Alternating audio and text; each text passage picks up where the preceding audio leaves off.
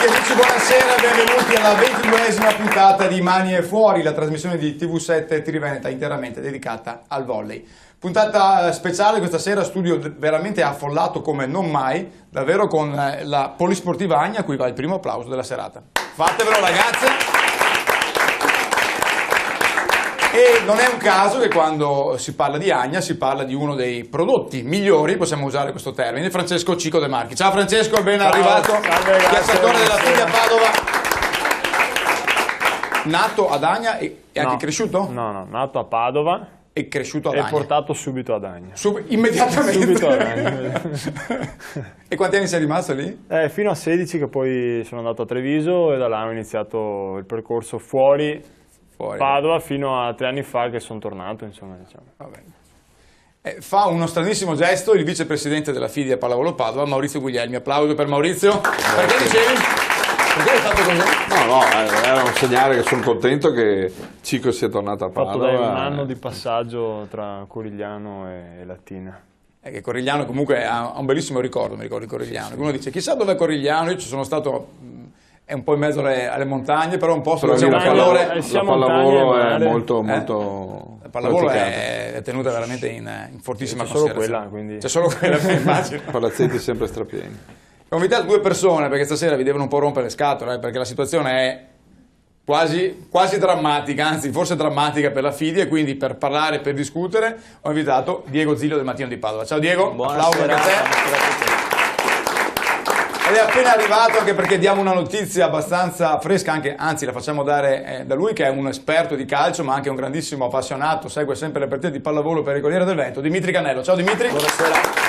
Allora partiamo con l'attualità perché apriamo una piccola parentesi perché oggi c'è stata una sentenza importante per quanto riguarda il calcio Padova, diamo questa notizia che chiaramente uscirà nei giornali di domani, è una notizia che facciamo dire a Dimitri anche perché purtroppo Dimitri non è straordinario per il calcio Padova. Cosa è successo? Poi sai, nell'era dei siti internet ormai tutto viaggia minuto dopo minuto, purtroppo è arrivato uno 0-3 tavolino nella partita Padova-Torino, uno 0-3 che non ci si aspettava sia nella tempistica e anche nella sostanza. Adesso il Padova si trova con 3 punti meno in classifica e ci sarà comunque ancora un ricorso alla Corte di Giustizia federale. Questo per il famoso caso blackout avvenuto allo Stadio Euganeo lo scorso 3 dicembre. Ecco, mi dicevi prima che la cosa che desta un po' sospetta è proprio questa tempistica, no? Molto sospetto, comunque che lascia un po' l'amaro in bocca, è questa tempistica estremamente dilatata.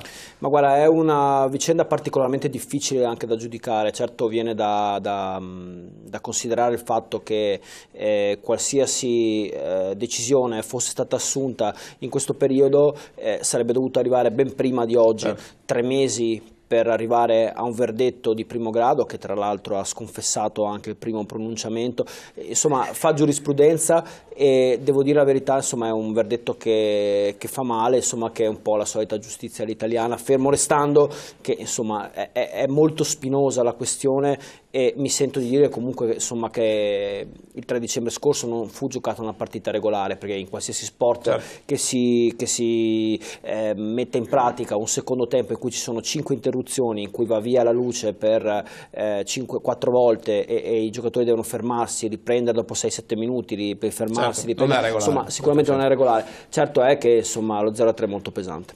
Sicuramente. Francesco, tu che segui il calcio, cosa dici di questa cosa? Così a caldo, perché la notizia ci ha raggiunto proprio qualche minuto fa. Sorpresa questa cosa, perché sembrava tutto finito dopo i 15 minuti di recupero, il risultato era finito sullo 0-0, 3 punti al Padova e bene così. Vabbè. È un risultato pallavolissimo questo 3-0, ecco, chiudiamola con una battuta. A proposito di 3-0 vediamo quali sono stati i risultati, quindi torniamo a parlare di pallavolo, quali sono stati i risultati dell'ultimo turno del campionato di A1. Prego la grafica. Eccoli, l'Uve che batte Padova non a tavolino, figlia Padova 3-0, successo esterno della Tonno Callipo a Verona per 3-1, Casa Modena che vince 3-2 a Latina, ma Latina a questo punto si mette matematicamente in salvo. Le riserve di Cuneo, le seconde linee di Cuneo cosiddette che vincono 3-2 a Cuneo, Ravenna che vince passeggiando su Ravenna ormai Roma, scusate, che batte Ravenna 3-0 in maniera piuttosto semplice, Sisil Belluno che batte la Copra di Piacenza per 3-1, è successo al quinto set, ahimè, per la Fidia Padova dell'Energy San Giustino sull'Acqua Paradiso di Monza Brianza, per una classifica che andiamo subito a vedere. Vedete che Itas si può permettere assolutamente di fare quello che vuole, anche perché giocherà la finale di Champions League in questo fine settimana, quindi giustamente ha fatto riposare i suoi pezzi da 90-61 punti per l'Itas, 51 per la Lube, Cuneo a 49, Belluno a 44, Modena a 37, Monza Brianza a 36, Piacenza a 35, Latina, eccola qua, salva completamente a 30, Tonno Calipo e Marmilanza non ancora del tutto salve a 28, e poi si entra nella zona caldissima, Roma e San Giustino a 27, Fidia Padova a 21, CMC Ravenna chiude già retrocessa a 9 punti. Questa è la classifica del campionato di A1. Cico, parto da te, non tanto per commentare la sconfitta di Macerata, che ci poteva stare, ci può stare nei termini, ma per capire se questi 6 punti di distacco in qualche maniera sono ancora possibili da recuperare. Poi vedremo anche il cammino delle 3 squadre nella fattispecie. Sì, noi ci eravamo detti che ci aspettavano 5 finali, 2 sono andate male, Cuneo e Macerata, adesso ne abbiamo altre 3 partite che ci possono portare punti, e quindi cerchiamo di macinare il gioco il più possibile, di fare il risultato migliore che il campo ci può dare, e poi alla fine si vedrà, insomma, c'è poco da aggiungere, questa è la realtà di fatti, dobbiamo giocare queste ultime 3 partite nel miglior dei modi, cercare di portare a casa punti e poi sperando che le altre magari un passo falso riescano a farlo. Maurizio, ti aspettavi di essere a 3 giornate dalla fine in questa situazione? Col senno di poi si può dire di tutto, no, non mi aspettavo di certo di essere là, ma onestamente non mi aspettavo neanche di essere molto più alto, però se andiamo ad analizzare un po' il campionato ci sono 3 o 4 partite che ci sono sfuggite di un nulla, quindi probabilmente potremmo essere a livello di Latina tranquillamente, quindi ascolta, un po' di rammarico c'è. Dimmi un po' all'interno della società come si sta vivendo questo momento particolare, perché credo che non sia semplice, siete 60 soci, 60 persone, 60 teste che ragioneranno, immagino ognuno a proprio modo, e credo che non sia facile dopo un campionato esaltante come quello dell'anno scorso vivere un momento invece come quello attuale. 60 teste, io non posso dirti cosa pensano 60 teste, ti posso dire quello che penso io e non voglio neanche interpretare gli altri. È chiaro che per chi ha vissuto, tu lo sai, una quarantina d'anni in pallavolo come me, e sapendo com'è la 1 sapevo a cosa andavo incontro, gli altri non so cosa si aspettassero. È chiaro che qualcosa di più tutti e 60, certo ce l'aspettavamo, anche perché lo sforzo, specialmente in questo periodo, non è stato indifferente. Siamo venuti su noi, è venuto su Ravenna ha fatto 9 punti, noi ne abbiamo fatti 21 e potevamo forse appunto essere a 30 punti, quindi voglio dire, non avevamo sbagliato tanto. Tutto no. Diego, secondo te cosa, adesso non voglio fare già un processo o un funerale a qualcosa che non è ancora capitato, però voglio dire, siamo comunque in una situazione difficile e si può iniziare, no, anche a trarre un piccolo bilancio, a prescindere da come finiranno le ultime 3 partite. Cosa è mancato secondo te in questa squadra o cosa manca ad oggi? Guarda, negli occhi abbiamo le ultime 2 sconfitte contro Cuneo e Macerata, ma non è certo lì che si sia giocati eventualmente questa salvezza, facendo tutti gli scongiuri del caso ovviamente quando si parla appunto di una salvezza che comunque è ancora matematicamente raggiungibile. Però le occasioni perse sono state tante, pensiamo non ultima e forse quella più clamorosa a Vibo Valencia, con la squadra che ha avuto 6 o 7 set point e quindi occasioni grosse per chiudere la partita a proprio favore, e partita che poi invece ha perso senza portare a casa punti, e citiamo questo esempio perché è l'ultimo, ma sono stati tanti poi nel corso della stagione. Forse è mancata proprio quella capacità di giocare i punti decisivi, se vogliamo metterla così, nel senso che molto spesso questa squadra ha giocato bene fino al 20 e poi si è trovata in difficoltà nelle fasi finali, quando il pallone pesa un po' di più. Forse sono subentrati limiti più caratteriali che tecnici, possiamo anche dire, legati appunto a questo aspetto. Ecco, su questa cosa io infatti volevo anche chiederti, proprio approfondirla un po' e poi far intervenire anche Dimitri su questa cosa. Si dice spesso, no, limiti caratteriali, una squadra che in momenti decisivi perde un po' la tramontana, però credo che il limite caratteriale diventi tale anche quando, meglio, il limite tecnico si evidenzia, perché se tu sbagli un pallone nel momento decisivo può essere anche un errore tecnico che poi porta a magari un momento di scoramento e quindi a sbagliare anche quello successivo. Adesso io ho negli occhi adesso torniamo sempre lì alla partita di Vibo Valencia con quei un paio di errori nella parte finale piuttosto clamorosi di Gonzales. Non vogliamo assolutamente buttare la croce addosso al calciatore cubano, però è chiaro che in quel momento è stato anche un errore tecnico, secondo me. Ma le due cose vanno assieme, poi la mancanza di sicurezza dal punto di vista psicologico poi ti porta più facilmente magari a sbagliare dal punto di vista tecnico, non essere sicuro magari nel gesto ti porta invece poi a intimorirti sotto l'aspetto caratteriale. È sicuramente una fase poi anche difficile da allenare, certo. Ci fossero lacune palesi, evidenti appunto in certi fondamentali, sotto certi aspetti, si potrebbe dire, semplificando molto il discorso, lavoriamo su quelli. Messa così la cosa diventa anche più difficile capire come ci si allena da questo punto di vista, e non puoi allenarlo neanche in amichevoli o in partite che magari comunque non mettono in palio nulla, per cui... Certo. Dimitri, tu che impressione hai avuto della seconda parte, dell'ultima parte del campionato? Perché in realtà la Fidi è rimasta a galla al terzultimo, quartultimo posto per molte settimane, si è trovata invischiata al penultimo posto proprio nella parte finale. Ma penso che, insomma, come hai detto giustamente tu, non sia il momento ancora adesso di fare processi, perché comunque ancora una piccola speranza c'è, per cui insomma concediamola e cerchiamo insomma anche di sostenere con la tifoseria, con la città, insomma questo tipo di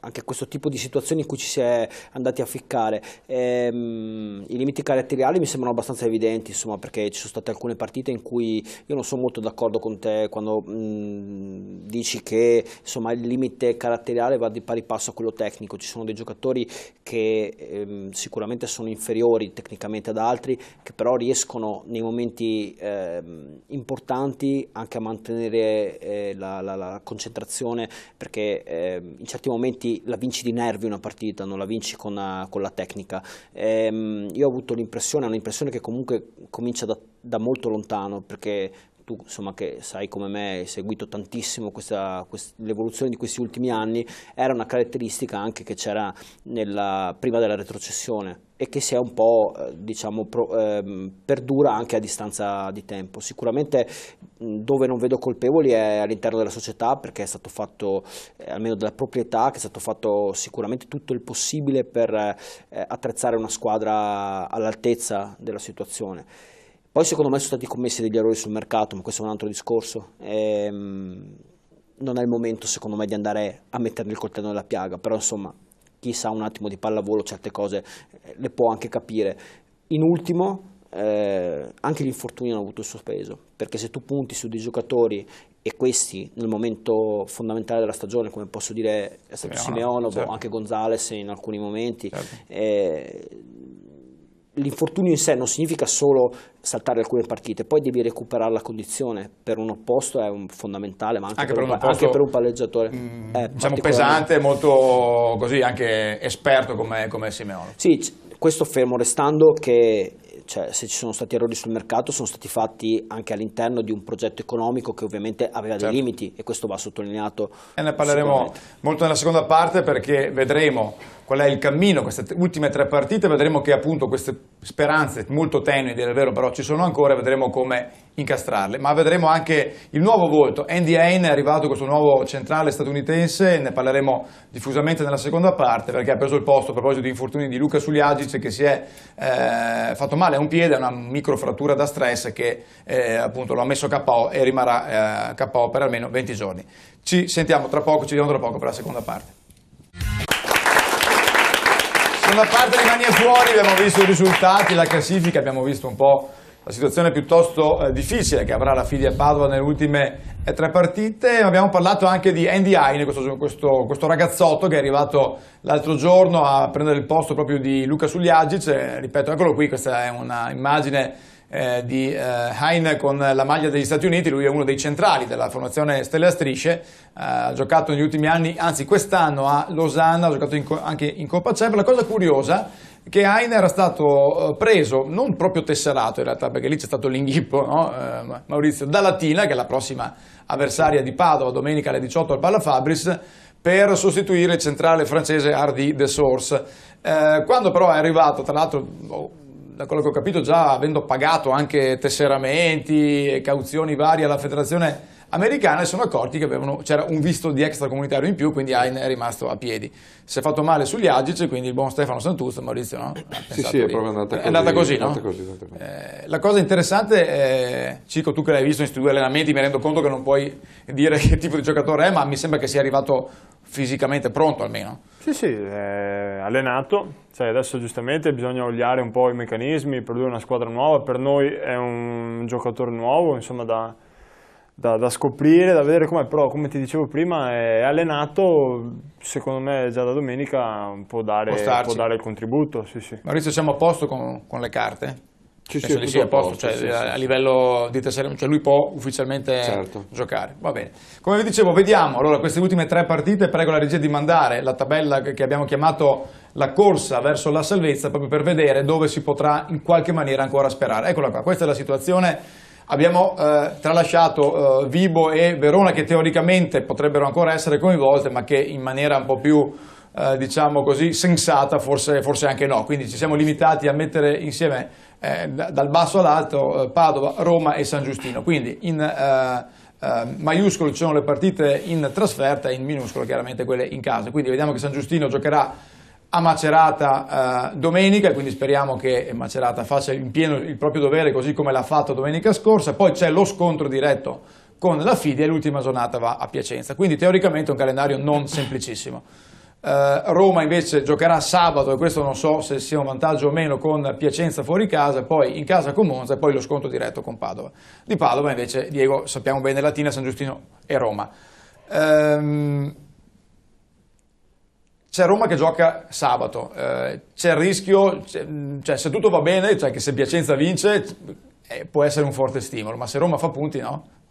Sicuramente no. Non è bello scendere in campo. No. Il calendario era questo, e diciamo che delle 3 poi Padova ha la fortuna, tra mille virgolette, a questo punto di avere 3 scontri diretti.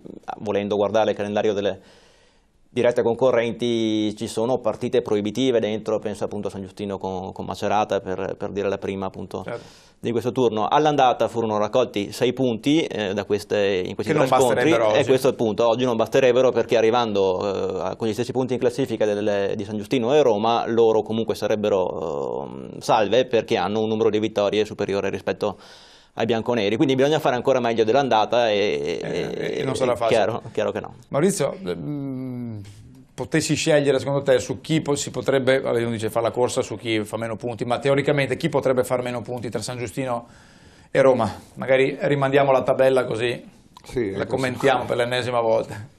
Ma secondo me potrebbe essere San Giustino, però quest'anno ci sono visti dei risultati incredibili. San Giustino che ha vinto con Modena, cioè, Latina che ha battuto Trento, sì, ce ne sono, sì, abbiamo sono viste. State noi che non abbiamo battuto Cuneo e noi che non Modena. abbiamo battuto Modena, cioè, quindi io dico che noi dobbiamo fare i nostri 9 punti, poi succeda quello che succeda. Perché Cico, cioè, l'obiettivo secondo me è lì che bisogna arrivare, perché io credo che se doveste arrivare all'ultima giornata a giocarvela in casa con Roma, no? Cioè a dire se batto Roma mi salvo, credo che voi abbiate le caratteristiche, e anche Roma ha le caratteristiche in senso magari un po' più negativo, nel senso che è una squadra, secondo me, a livello psicologico anche questa non straordinaria, per poter salvarvi. Il problema è arrivare all'ultima giornata nella condizione di poter dire questa è quella che vale un anno, credo, no? Sì, cioè come ti dicevo prima sono 3 finali, per noi sono 3 gare, una più difficile dell'altra. Anche perché giocare a San Giustino col pubblico che ti... Esatto, questo non lo so, però si sente dire questa cosa. Io vedo le immagini per TV, mi sembra di tornare, Maurizio, ai tempi del Treppini, quando io in gioventù facevo l'Ultras. Quella è la gara chiave, perché il pubblico poi ho sentito che è abbastanza È in campo. È in campo, sì, è ma fisicamente in campo. hanno massacrato Conte quando è arrivato lì, tant'è che ha giocato un set solo, poi è uscito perché l'hanno proprio massacrato. Quindi sai, non è facile, ma proprio perché sono finali, loro sono dei professionisti, non si spaventeranno certo del pubblico o altro. E tra l'altro l'ultima con Roma, secondo me, se fosse quella della salvezza veramente in casa noi, loro con problemi societari. E adesso ne parliamo anche del futuro. Dimitri, di buono c'è per vedere sempre il bicchiere leggermente pieno, non mezzo pieno, leggermente pieno, è che Latina con gli ultimi risultati è matematicamente salva, quindi potrebbe non venire qui col coltello tra i denti. Sì, non mi aspetto sinceramente che Latina venga qui insomma, con il sacro furore o con il sangue agli occhi, ecco, questo di sicuro. È anche vero che se vai a analizzare molto bene il calendario, io sono un po' preoccupato ulteriormente perché se vai a vedere squadre come Piacenza e Monza in questo momento della stagione sono sempre un po' un'incognita, perché sono quelle squadre che se le affronti in un momento dell'anno, spesso e volentieri se viene rispettato il pronostico, nessuno si può aspettare che lo sgambetto o comunque qualche risultato diverso da quelli che sono i pronostici sulla carta, però in questo momento della stagione si guarda anche i playoff, dice si può tirare un po' i remi in barca. Monza e Piacenza indiscutibilmente arriveranno, io penso, purtroppo un po' scariche all'appuntamento, in particolare all'ultima giornata.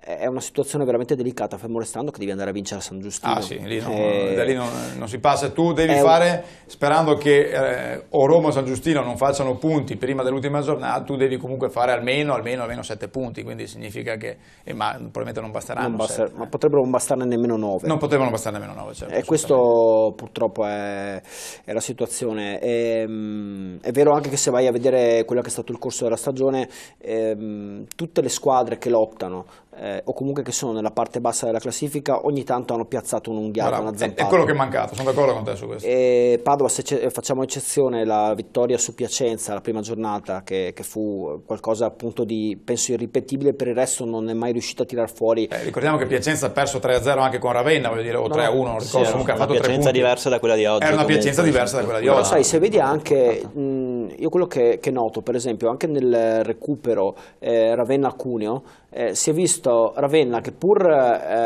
praticamente spacciata e retrocessa. Vediamo le immagini della partita di Macerata.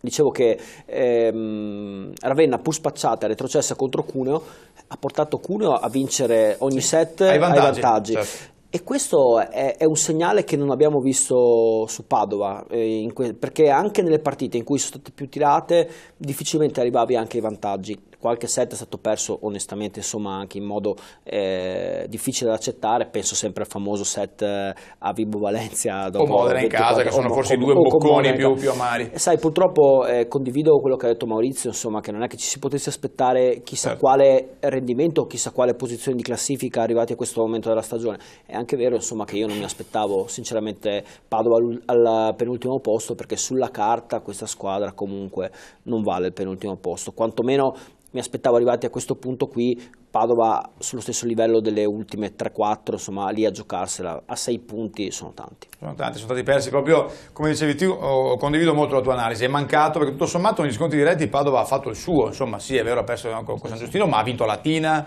ha fatto 3-0 con Verona, ha preso un punto a Verona, quindi con le dirette concorrenti con Vibo l'ha buttata via quando si poteva. Forse proprio Latina la vera sorpresa se guardiamo la classifica, Latina, sì. Però Latina è una squadra che è riuscita a far punti perfino contro Trento, e appunto proprio per ricollegarsi, sì. Adesso Maurizio so che non vuole che io gli faccia questa domanda, però Diego dobbiamo fargliela, la fai tu? La faccio io? Penso di intuire quale può essere. Intuisci perché noi parliamo anche, guardiamo che l'anno prossimo già Maurizio, tu dici ma chi se ne frega, dobbiamo pensare adesso alle 3 partite, allora non dirmi questo, perché lo so, però a leggere i giornali in questi giorni e a sentire, anche tu prima l'hai accennato, che ci sono società che hanno un po' di difficoltà, una è Roma, e questo tra l'altro l'abbiamo letto da prestigiosi quotidiani sportivi nazionali non smentiti, per cui insomma credo che tutto sommato le cose siano. Le dimissioni anche del general manager. Le dimissioni del general manager che evidentemente sono insomma un segnale abbastanza forte, e l'altra poi un po' più vicina che è Belluno, per cui quindi volevo sapere intanto cosa sai tu di com'è la situazione e di quali prospettive ci possono essere nel caso ci dovessero liberare dei posti acquisizione eventuale di diritti, io so che sto andando avanti e so che tu stai ridendo, però... No, cioè state andando troppo avanti perché noi siamo concentrati su queste 3 partite qua. Però tu ci stai pensando, cioè, i giocatori devono essere concentrati, ma tu non devi essere concentrato su queste partite qua. Noi stasera, tu puoi pensare già l'anno prossimo. Guarda, io stasera sono qua, però gli altri sono in riunione e stanno lavorando, quindi non è che siamo fermi, stiamo lavorando, certo.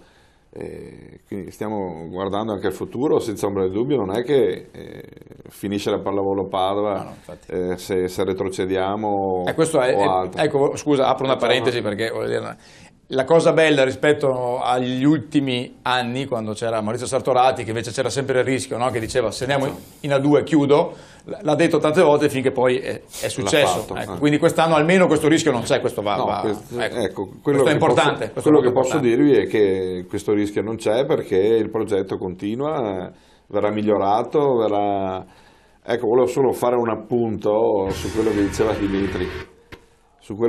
Dimitri. Cioè non è che lo sforzo finanziario sia stato limitato, perché da quello che si sente, che abbiamo sentito in Lega, cioè, a parte Trento che ha fatto, avrai sentito anche cosa stanno parlando di per dar via Vantorregna, allora, a parte Trento e qualche forse Macerata o qualche altra, non tante, sono tutte un po' impiccate, nel senso... No, ma guarda, forse non mi sono spiegato bene. Io ho detto, cioè, è stato fatto uno sforzo nei limiti delle proprie possibilità, quindi nella campagna acquisti non puoi paragonarti a squadre di primissimo livello, però è altrettanto vero che ho sottolineato che non è responsabilità della proprietà, perché non vorrei fare il passo successivo adesso. È stato comunque importante, certo, e non certo da squadra di bassa classifica, ma appunto voglio per dire, questo, no? Cioè, secondo me le responsabilità ci sono e vanno individuate. Insomma, adesso non è questo il momento di parlare. Saranno individuate, per carità, discuteremo, però ci sono state anche delle circostanze, secondo me, che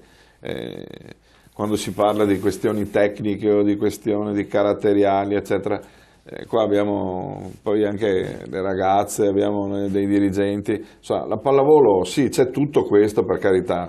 Ci sono tutte le schede che fanno tutti gli scout, eccetera. Ma la pallavolo è un attimo, cioè una palla toccata così che l'arbitro vede o non vede. L'anno scorso a momenti perdiamo il campionato per delle decisioni arbitrali incredibili, no? Quindi c'è questa aleatorietà che è incalcolabile. Però è vero, vai Dimitri. No, se mi permetti, però tu hai citato gli arbitri, però anche l'anno scorso abbiamo visto un vantaggio sprecato anche lì in maniera veramente sconcertante, se mi permetti, perché avevate fatto una stagione eccezionale, una stagione impeccabile sotto ogni punto di vista. Arrivati alla fine c'è stato, come lo chiamiamo, il braccino, il braccino. Quando è arrivato. Uno di 6 punti di vantaggio. È sempre una caratteristica che secondo me si continua a manifestare nel corso degli ultimi anni. Ecco, è un qualcosa che io non so dove stia il secondo problema. me è colpa del pubblico, il pubblico che non sostiene la pallavolo in 40 anni, a parte i tempi epici dei Treppini, non ricordo altre... Quando ero capo ultras io Maurizio non ricordo altre... Sì, ma tifavamo tutti Petrarca allora, no? Nei momenti, tipo, sto parlando della storia tra l'altro in un anno bellissimo da questo punto di vista, perché abbiamo rivisto 3.000 e passa persone al Tra l'altro infatti adesso abbiamo messo giustamente in evidenza gli aspetti, insomma, un po' critici. Anch'io ho delle mie idee che, anche a livello tecnico, perché a differenza del calcio o di altri sport, la pallavolo è tecnica, molte volte è tecnica, quindi è vero, io torno su questo aspetto, nel senso che tu quando fai la lista all'inizio dell'anno e vedi, no, i nomi di giocatori, con Diego questo gioco l'abbiamo fatto 1000 volte, più o meno. Sbagli poco la classifica finale, nel calcio la puoi sbagliare, perché nel calcio c'è un Chievo, c'è un Cittadella, ci sono delle formazioni, no, che magari possono metterla sul piano agonistico, possono prendere dei giovani interessanti, possono avere l'allenatore che ne so io, e poi il Chievo è l'espressione massima di come si può fare un campionato di buon livello spendendo un decimo di quello che spendono gli altri.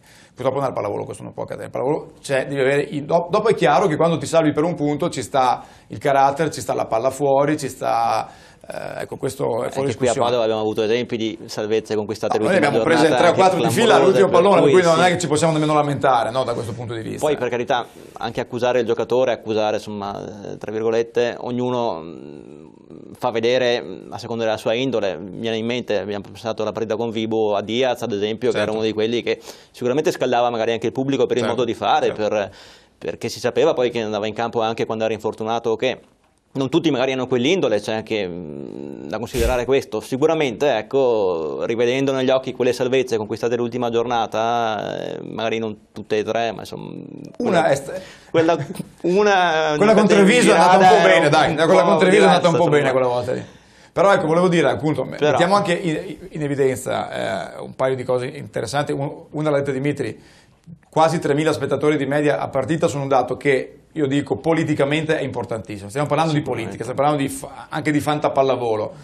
Credo che nel momento in cui dovesse succedere qualcosa a livello di campionato per cui la Lega deve chiamare qualcuno, credo che andare a tirare per la giacca una squadra come Padova, che ha un pubblico, una società, un bel palasport, senza dubbio, sia meglio che essere in qualche altra città che abbiamo visto l'anno scorso in A2 dove ti tiravano i sassi del pullman. Quindi voglio dire, e poi io credo che quest'anno c'è un giocatore che secondo me è diventato un giocatore di A1, che è un patrimonio della pallavolo Padova, che è Cico De Marchi. Non perché prima fosse scarso, ma secondo me quest'anno lui ha fatto... Maurizio, a lui non glielo faccio dire, anche perché dopo ti chiede l'aumento degli stipendi.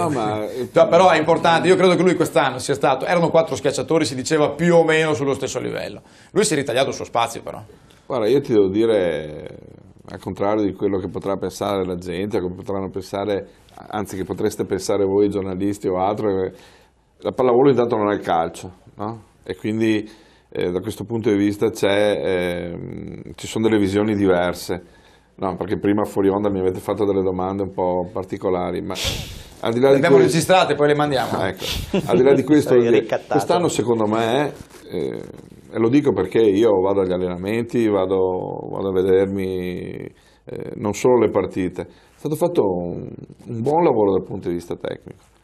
Cico è venuto fuori alla grande, ma alla grande, quindi ha lavorato in maniera, vi posso garantire, egregia. Sugli Agic è venuto qua che era... Non sembrava un giocatore di pallavolo, francamente. Cioè, non so se avesse la pancia come la mia, quasi, ma non sembrava un giocatore di pallavolo. L'ultima partita che poveretto ha giocato, io gli avrei dato la MPV proprio perché è stato, e sono andato anche a dirglielo perché è stato veramente... C'è un altro giocatore che non nominiamo mai, forse perché voi lo vedete poco, ma io lo vedo in allenamento, è anche Cico, Giannotti.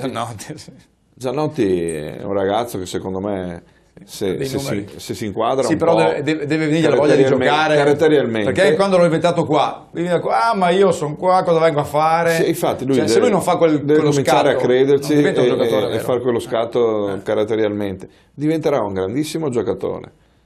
Quindi... ci sono delle cose Ecco, qualcuno ha criticato, se c'è una critica ogni tanto si sente dire, quest'anno ha giocato poco Mattia Rosso. Adesso io non entro nel merito delle scelte tecniche perché anche per il braccialetto, dov'era il braccialetto? Ho visto un braccialetto, eccolo qua. Grazie alla regia perché ogni tanto ci fa vedere qualcosa di diverso.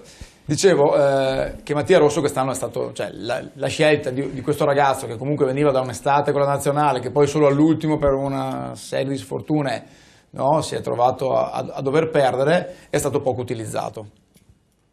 Cosa dici?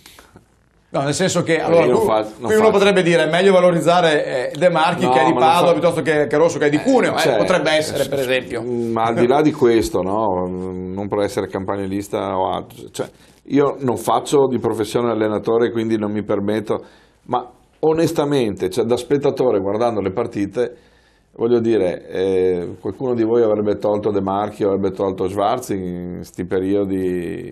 Cioè, ditemelo. Beh, adesso no. Adesso no.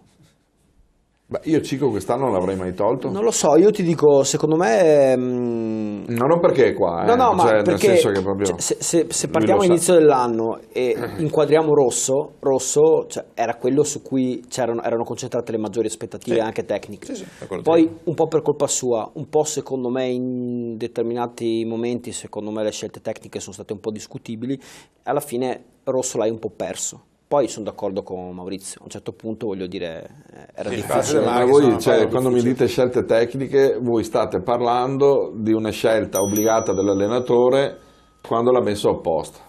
È stata una scelta obbligata e E lì c'erano due possibilità, ne abbiamo discusso, no, Diego, anche l'altra volta. C'erano due possibilità in quella partita, o fare giocare Cico o fare giocare Mattia come opposto. Si poteva anche cambiarli a partita in Si corso. poteva comunque cambiarli adesso anche tornare Cico sulla è il partita- miglior ricettore che abbiamo in questo momento.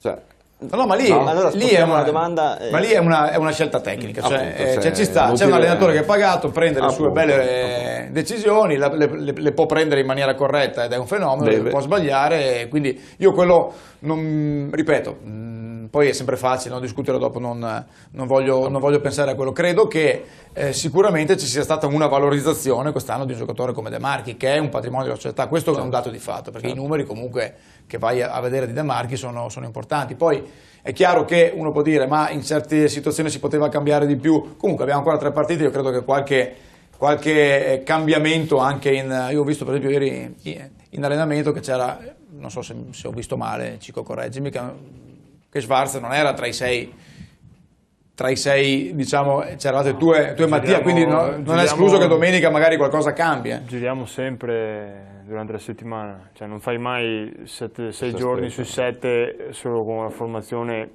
titolare, diciamo. È il momento che uno lavora magari troppo, quindi lo tieni un attimino un po' più fermo, cioè ci sono sempre così. Una giostra che gira e devi provare perché comunque abbiamo bisogno di tutti. Insomma. Tu quest'anno sei stato anche meglio fisicamente, penso che anche quello che no? Sì. Io mi sento bene. Una stagione buona anche dal punto di vista fisico, quello aiuta moltissimo. Tra l'altro volevo una piccola curiosità, Diego, ho visto oggi che l'Itas Trento che gioca, abbiamo parlato di Trento, di Juan Torregna che l'anno prossimo non giocherà più a Trento, quindi anche qui grandi investimenti, però anche Trento arriva fino a un certo punto. La cosa buffa è che giocheranno la finale senza sponsor, non so se hai avuto la notizia, perché lo sponsor è una società di scommesse e in Polonia non è consentito avere appunto questo tipo di sponsor. Quindi altri onestamente problemi, giocherei anch'io senza Sì, una il problema Torregna, è però, che- per una cifra del genere. vero? Sì. Parlano di 1 milione di euro di cartellino. Di? 1 milione di euro di cartellino. 1 e 2. 1 e 2. Beh, è il Messi della pallavolo. Sì. Insomma, quando hai Sì, Casischi sì, e Juan Torregna, sì. insomma, è come avere Cristiano Ronaldo e Messi nella stessa squadra. Quanti giocatori puoi comprare con 1 miliardo? Con 1 milione e 2, Maurizio? Faccio la squadra. Fai la squadra. 2 forse. Fai la Si squadra. parla di veramente. Zaitsev, comunque adesso a proposito di Roma, insomma, che sbaracca come possibile sostituto, no? Era il nome più indicato. Ecco, io però mi chiedo adesso, torno sul discorso dei diritti sportivi. Se una squadra come Roma, questo poi te lo chiedo perché non lo so, non vorrei sbagliarmi, una squadra come Roma rinuncia al campionato, dici l'anno prossimo non faccio più la 1, è obbligata a vendere il titolo, lo può cedere, può ritirarsi, in generale, cioè quali sono le possibilità che si possono realizzare? Beh, che lo tenga sarebbe assurdo. No, ma in generale questo è. No, ma perché il problema è che si svincolano tutti i giocatori Ecco, e quindi se tiene il titolo. sì, rischiano di perdere il capitale dei giocatori. Quindi loro cosa dovrebbero fare? Cedere il titolo e eventualmente trattare i giocatori prima di cedere il titolo. E la cessione del titolo comporta dei vincoli, nel senso a chi lo cedo o No. assolutamente.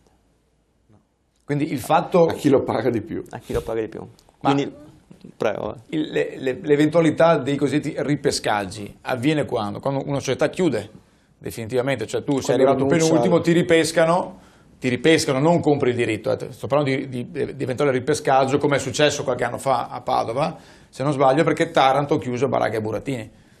Sì, ma non credo che funzioni più così con i ripescaggi. Cioè ti devi proporre probabilmente come società che vuole tornare in A1 e appunto ti compri i diritti. E se capitasse?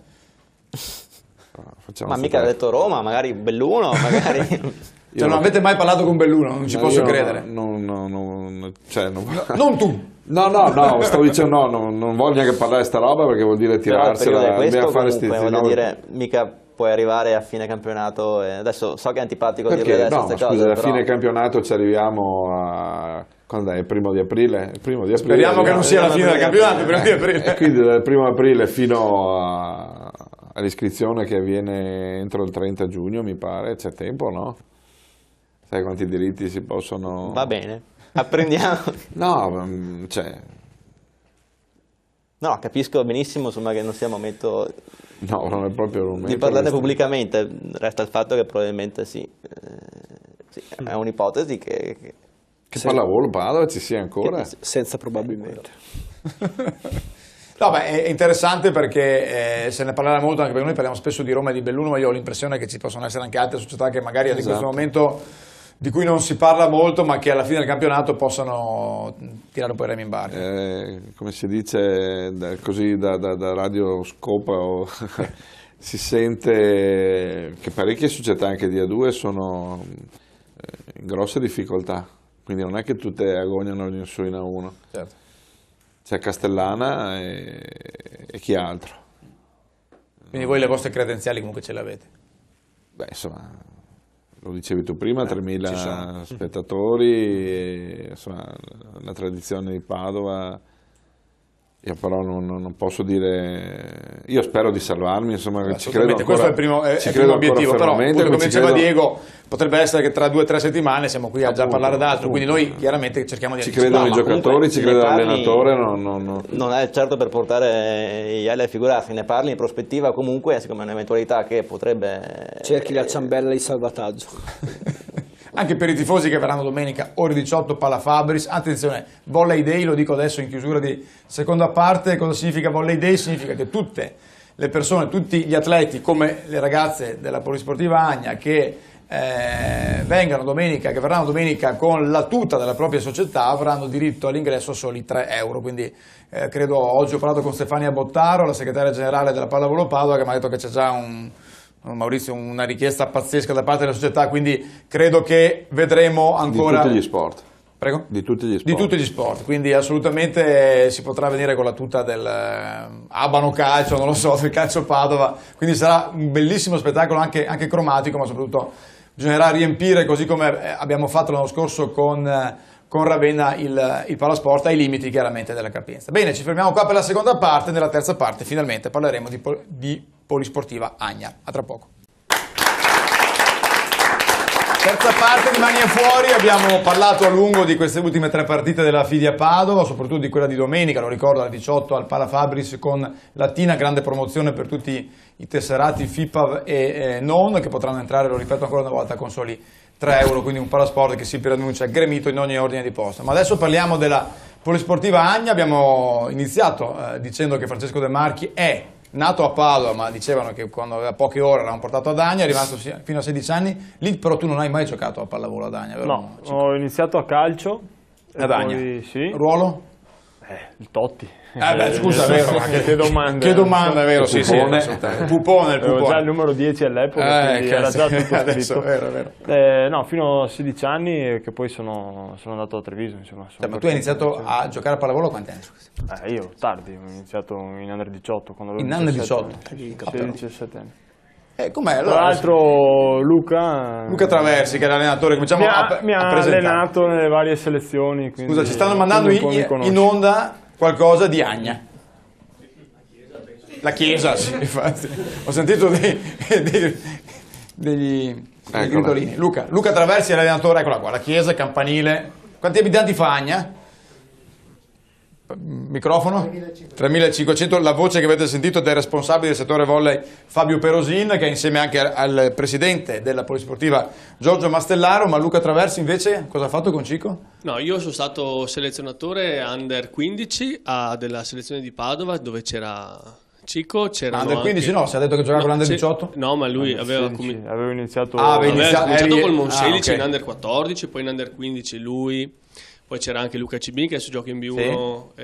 Alessandro Drago che anche lui gioca in B1, poi c'erano altri giocatori, Francesco Burbello, e abbiamo fatto uno squadrone in realtà. Poi abbiamo perso in semifinale con Trento, che poi ha vinto il trofeo delle province, e poi lui è andato a giocare a Treviso. Sì, a Treviso.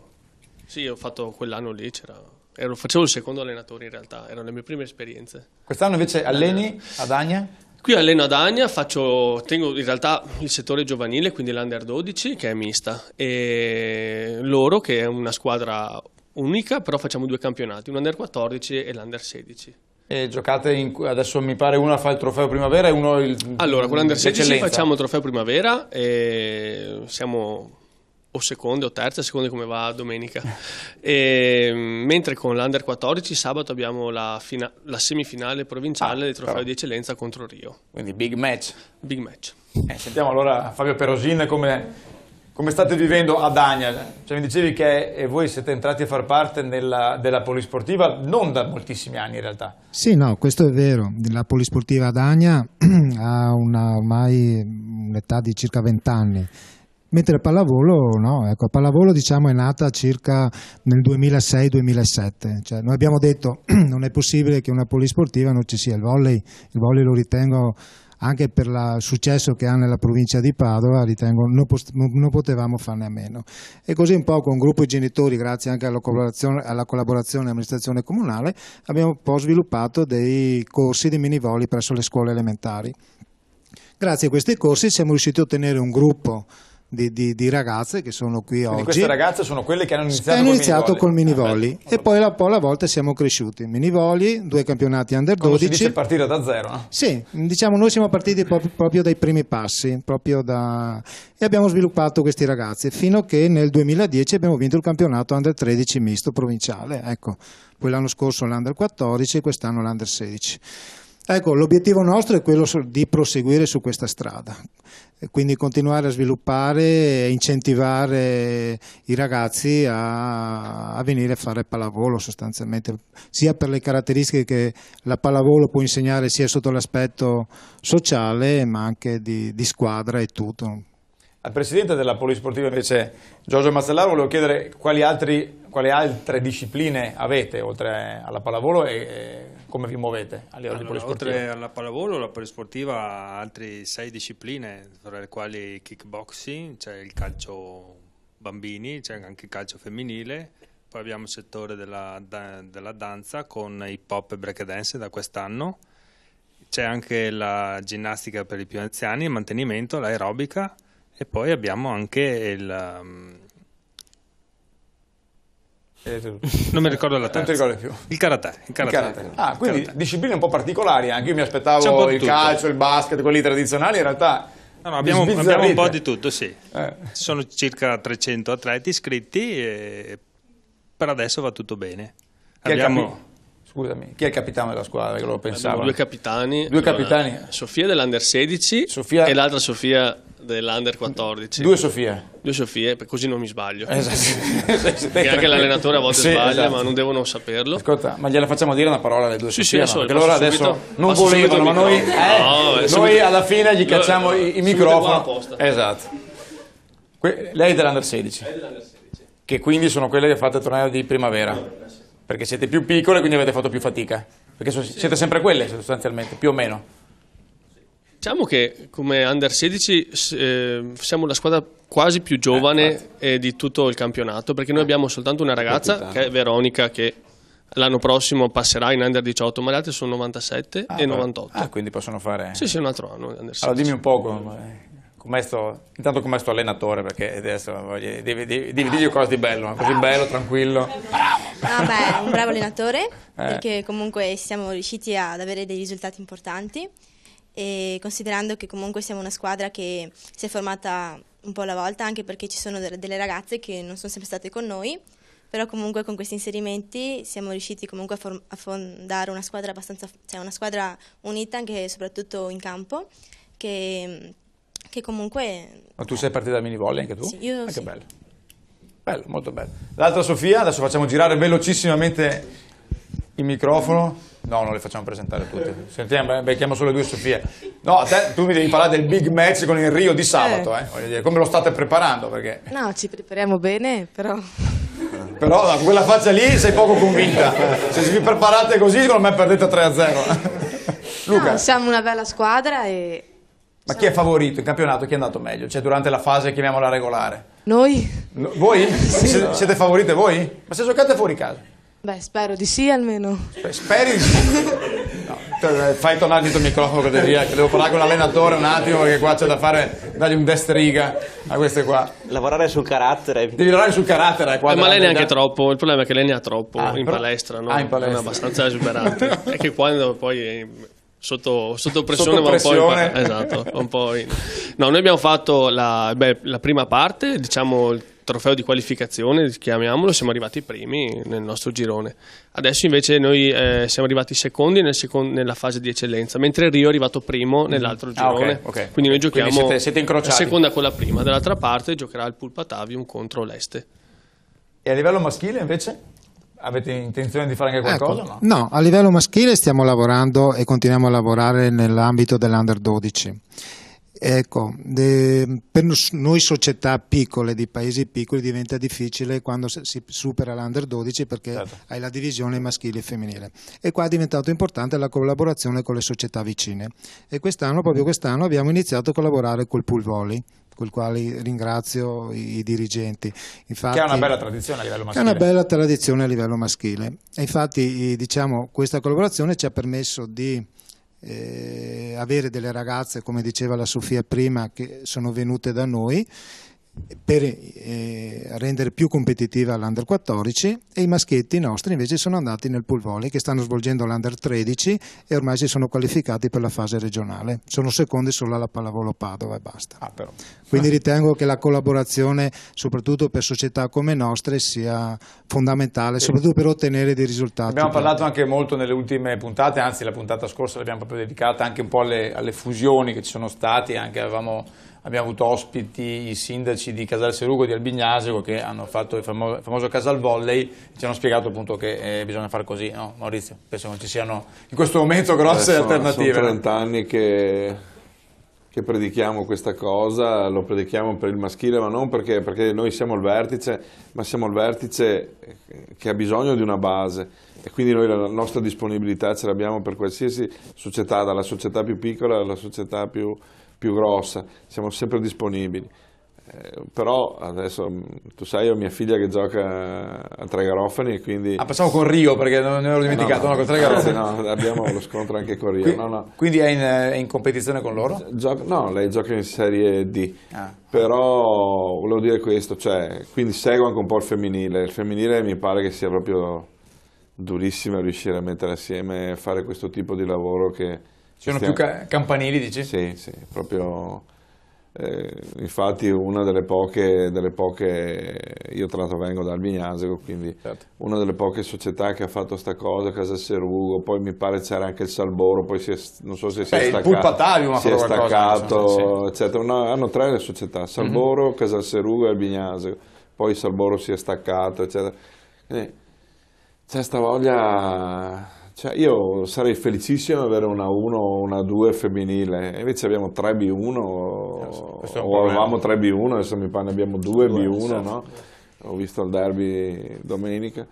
5-7, invece di avere 2B1 avessimo una 2 non sarebbe male, no? Anche perché vedo nelle ultime partite, che ho visto anche in questi giorni di Champions, di Coppa e di campionato, tantissime giocatrici che sono passate per Padova, che adesso le vedi, sono in giro per le vedi ma protagoniste, non è un po' la storia nostra, se ti pensi, i Vabbè. Migliori giocatori sono passati tutti per Padova. Se facciamo un sestetto, l'abbiamo fatto il sestetto del secolo, no? Meoni, tutti Pasinato, per Padova, Bernardi, insomma ce ne abbiamo, Toffoli, Giorgi, De Giorgi. Tutti. Sì, Giorgi. ne sono passati.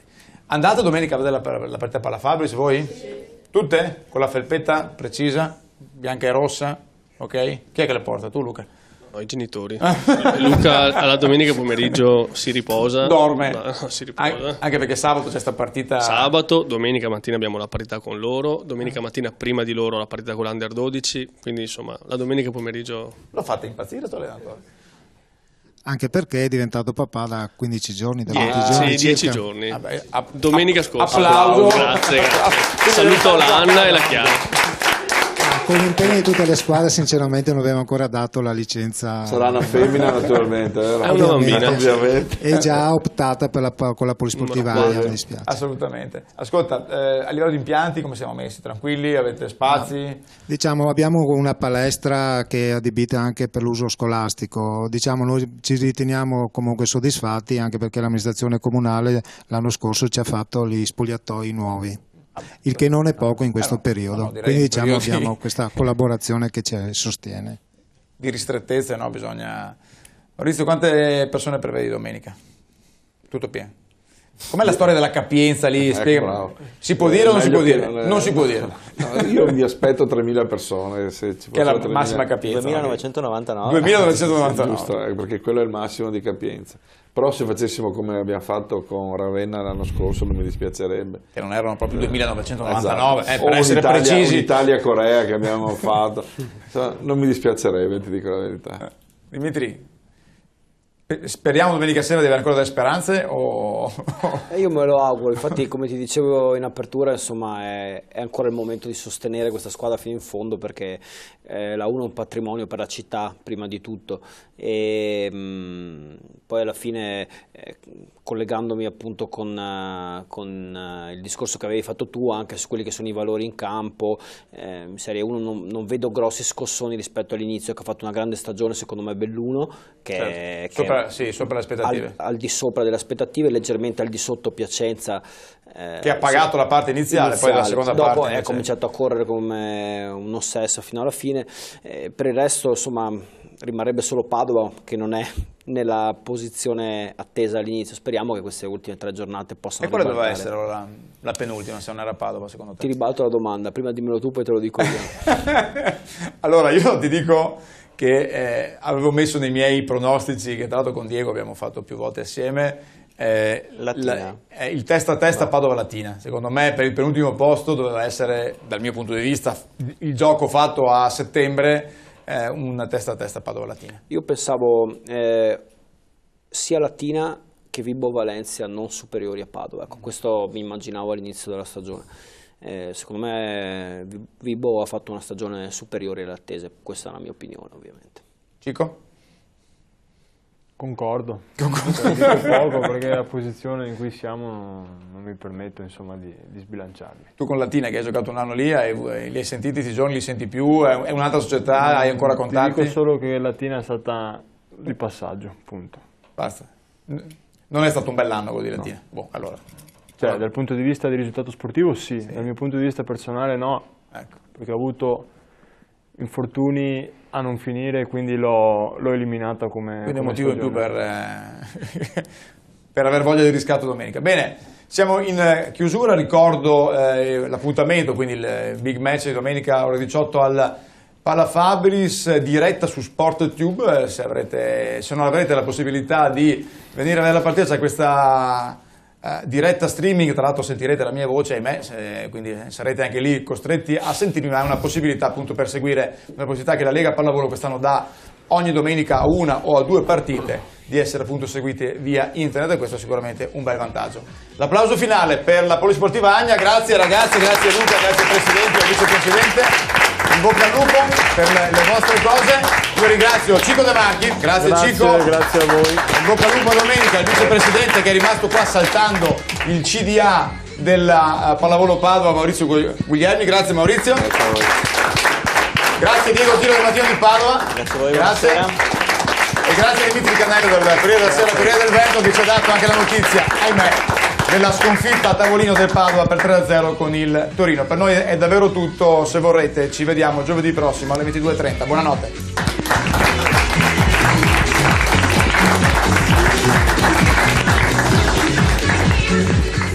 Grazie a tutti.